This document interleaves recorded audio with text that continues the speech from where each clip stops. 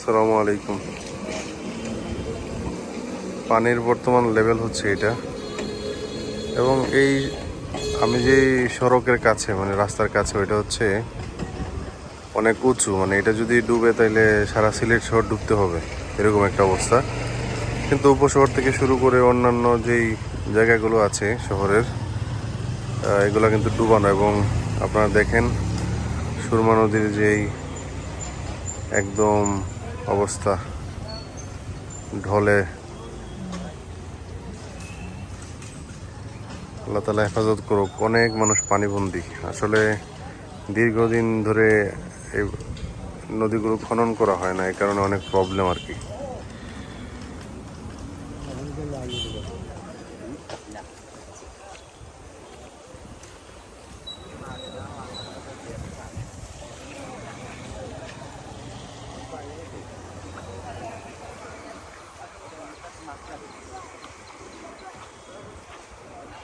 আমরা একটু দেখি সামনে গিয়ে, মাছ মারতেছে তারা।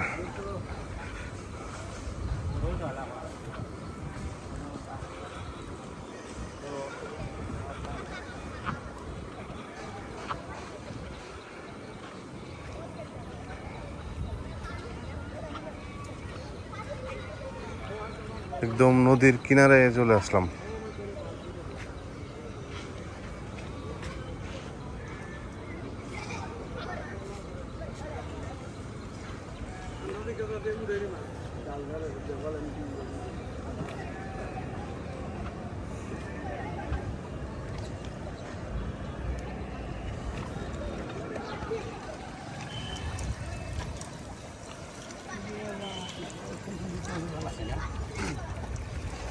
কি মাছ এখানে উঠে? পুঁটি মাছ উঠে না? ছোট মাছ আর কি।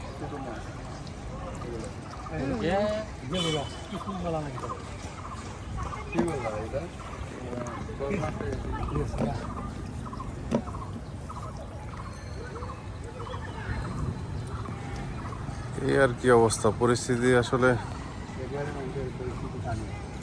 উপসর তো ডুবানো, লামাপাড়া ডুবানো।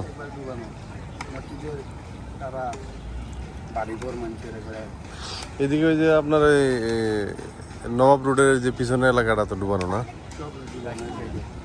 উপশহর ডুবানো, তালতলা ডুবানো, বিভিন্ন জায়গায়। এগুলাকে আগে হইতো, আগে বন্যা এরকম হইতো না?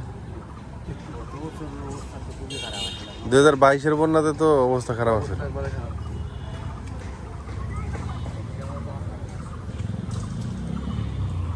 অনেক পানি হয়েছে।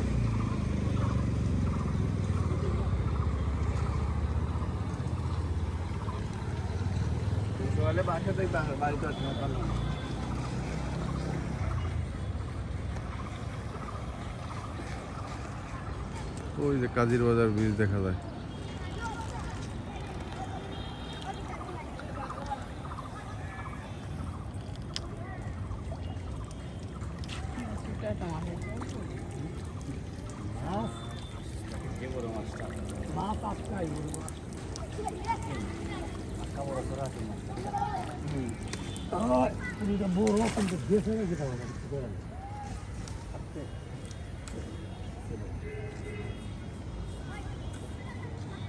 আল্লাহ হেফাজতের মালিক, আল্লাহ হেফাজতের মালিক।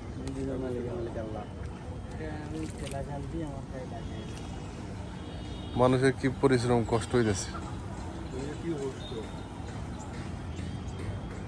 এই বন্যাতে আবার মাছও হয় না?